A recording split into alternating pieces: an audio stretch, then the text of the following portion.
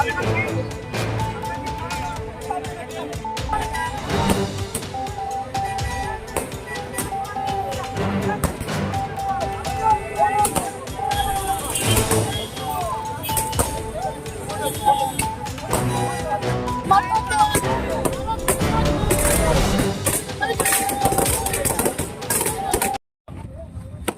పాలనకి ఆంధ్రప్రదేశ్ ప్రజలు అంతం పలికారు.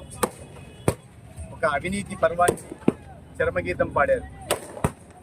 అభివృద్ధిలో అగ్రభాగం ఉన్న ఆంధ్రప్రదేశ్ని పురోగమన మార్గంలో కాకుండా 5 సంవత్సరాల పాటు తిరోగ్రామన మార్గంలో తీసుకెళ్లి 30 సంవత్సరాలు వెనక్కి తీసుకెళ్లారు. ఆ జగన్మోహన్ రెడ్డికి ప్రజలు తగిన భాషలో చెప్పారు.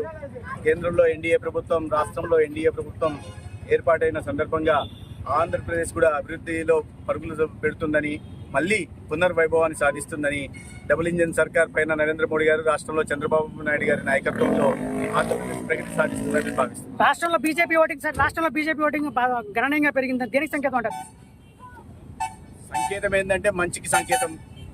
అభివృద్ధికి ప్రజలు పట్టం కట్టారు. 10 సంవత్సరాలుగా నరేంద్ర మోడీ గారి ప్రభుత్వం అభివృద్ధి పైన, మౌలిక సదుపాయాల కల్పన మీద, సంక్షేమం మీద, ఉద్యోగ ఉపాధి అవకాశాలు కల్పించడం మీద పెట్టిన ప్రత్యేక దృష్టి, ఒకవైపు దేశ రక్షణకు బాసటగా నిలుస్తూ సమాజంలోని అన్ని వర్గాలకు ఆదుకోవడానికి తీసుకొచ్చిన సంక్షేమ పథకాలు, ముఖ్యంగా మరి సమాంతరంగా అభివృద్ధిని కూడా ముందుకు తీసుకెళ్లిన వైనాన్ని ప్రజలు చూసి, అందుకని దేశవ్యాప్తంగా కూడా మళ్ళీ 3వసారి ముచ్చటగా పట్టం కట్టు ఆంధ్రప్రదేశ్లో కూడా భారతీయ జనతా పార్టీని, నరేంద్ర మోడీ గారి నాయకత్వాన్ని సమర్థించారు.